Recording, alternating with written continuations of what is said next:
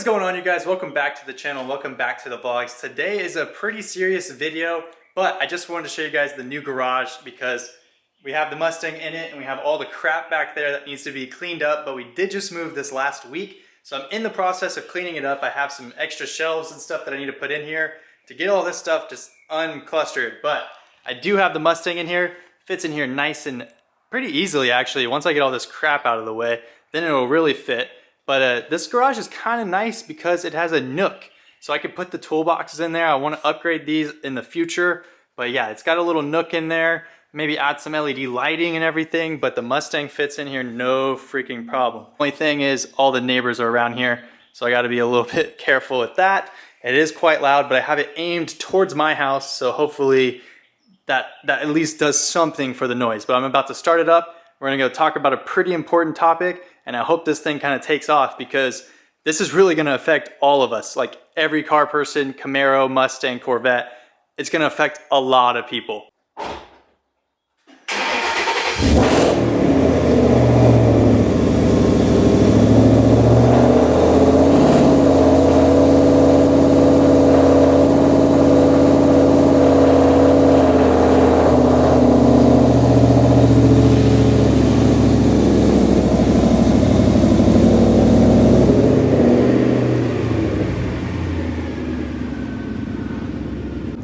Let's just go ahead and go because I know it's supposed to warm up, but dang it, it's so loud and I know it's just echoing in the neighbors. That's the guy that gives parking tickets. That's awesome. I just pulled up. Today's video is pretty dang important because this is involving Lund Racing. Don't mind the bird poops, whatever. What happened with Lund Racing is actually pretty scary to the car community because they were raided by the EPA. So the EPA, everyone knows, they're going against gas cars, trying to push everyone to go electric. That's not political. I'm not trying to be political. It's not a Biden, a Trump thing. It's been happening for years and years before those two presidents even started. So definitely do your research on that.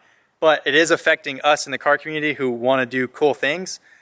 Basically, what's happening? Why is this guy getting out of his car? As I was saying, this has been happening for years now. And what happened is they got raided. So the EPA just showed up. An unannounced knock.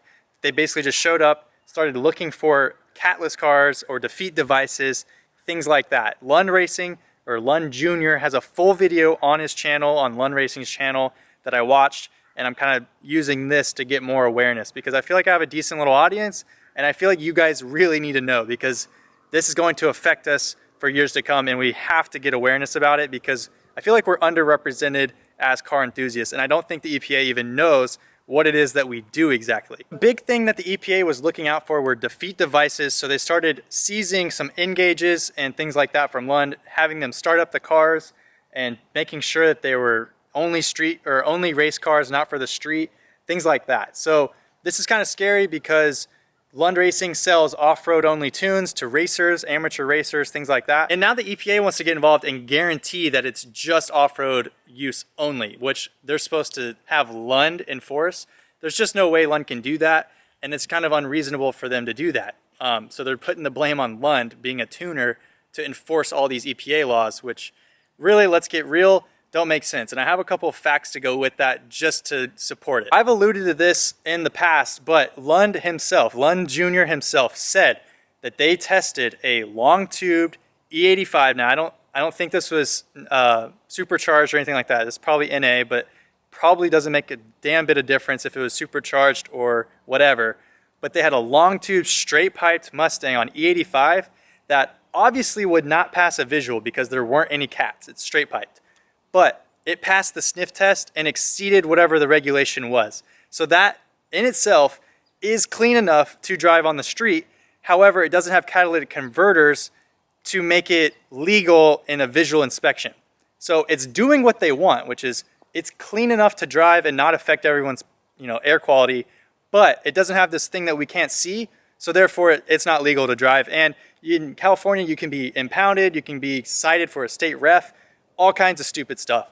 And that's all because they just don't have all the pieces that they want, which really goes against what the actual reason for it was, which is clean air. If it's clean coming out of the tailpipe, however the hell it gets done, what's the problem with it?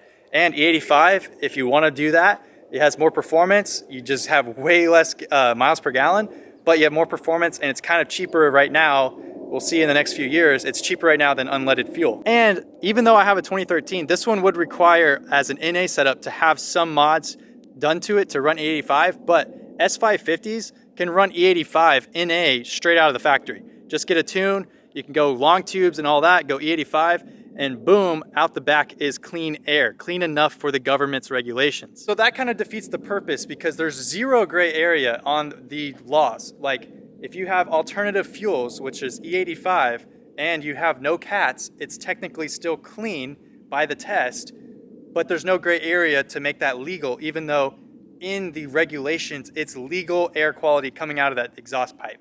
So that's what is kind of tough and misleading, is they're not really having any kind of gray area or any explanation for these types of builds that are actually cleaner than they think. Now, the other gray area, and I brought this up in numerous other videos in the past, but we don't drive these cars that often. Not everybody daily drives race cars. Now, this car, my car right here, I obviously have it wrapped. It's a show car. I haven't even taken it to a show. But this car right here probably sees 300 miles a month. And that's being generous. I fill it up twice a month. I get about 150 miles on a tank, and that's pretty much it.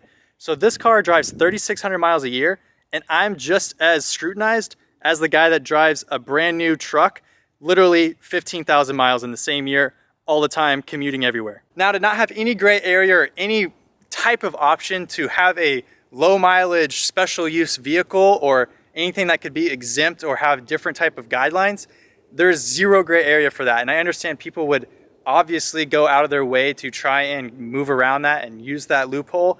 But there's people out there that really don't drive these cars that often, and they could use that as a really good way to keep the car, stay legal, really not do that much, if any, damage to the environment, especially on alternative fuels where it's clean enough to pass the regulations and still be low mileage. I feel like older cars that are still being dailied, those are probably way, way worse than a catless race car that only drives probably 3,000, 2,500 miles a year when people take them out to Cars and Coffee and things like that. Don't get me wrong, EPA, I'm sure there are people out there that daily drive catless cars. However, a lot of people probably don't. And that is really what I'm trying to say here, is that there's zero gray area, and we need to open that up. Let's have that conversation, and let's come with facts, because it's not like people don't drive or don't build cars that literally go out for only special occasions. And those are usually the ones that are like this, where people just want to kind of build them and build something that's unique and still be able to drive it on the street and not get harassed and messed with all the freaking time. Another big thing is what Lund Jr. brought up, is there's like corporate, I guess, credits that they can pay into whenever they're big corporations like car manufacturing and other manufacturers, where you make so much pollution, but you can offset it by paying a cost to the government. So you're paying to play. And I brought this up before too. I don't know what video it is, but I brought this up way back, where I said I would gladly pay a few $100s extra per year on my DMV that they can use to plant some trees in my name. They can go and do some conservation. They can do whatever they want with it. But I would gladly pay just something not exorbitant, something that obviously makes sense, but pay something that allows me to have the right to play. And that's really all that we're asking for, is something, give us like something to go on. And Lund even said, if we have to pay for a credit, we'd pass the cost on to the customer. So imagine everyone's tune is an extra $300. I would probably pay that as well, so that way I can have an off-road tune and not be messed with, and have the, you know, green card to drive this freaking car on the street whenever I want it. The biggest thing is just there is zero understanding of how the car scene actually is. And the other part of it is, once you take away the tuning and you stop doing the exhaust, things like that, even though they're technically cleaner coming out with alternative fuels, you also, which Lund Jr. brought up, you lose rear racing tires. All those people that buy bias plies and slicks that go to the track, they're gonna have a stock car. Why would they ever need to do that? That affects that industry. The exhaust manufacturers industry, that affects that. Those are huge companies. Companies like Magnaflow, Borla, Corsa, things like that. Tires, you know, Mickey Thompson, Hoosier. You have wheel companies, you have all kinds, supercharger, turbos. All those companies, they feed families, they provide jobs, And what Lund said, which I agree 100%, especially in the muscle car game, there are a lot of veterans who own muscle cars. And this is kind of their escape. Basically, that's like un-American. You're taking away something that is so American, such as muscle cars, and just turning them into something that's so enforced that it's like illegal to be American nowadays. And that is something that I just do not agree with at all. So EPA, we need to have a conversation, get some representatives from our side that can truly talk distinguished, have their facts, back it up. And I feel like maybe we can find something in the middle ground that everyone's happy, that we can still all profit from. Because at the end of the day, I know what you guys want. It's just money. It's all money. You watch anything and then you just follow the money, and that's where usually the source comes from. I know why they're doing it, and it's most likely because they're not getting any kind of subsidy or money out of it as a government entity. I know the government, they're like a business. They run on taxes. They run on taxes, let's just say in an ideal world.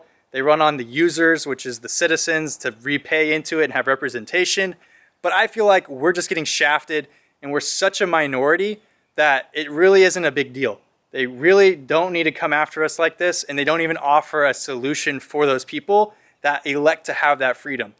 And I know it's not everyone's thing to go out and fight for this, and it's not a huge problem in the grand scheme of the world, but it's gonna mess up a lot of people.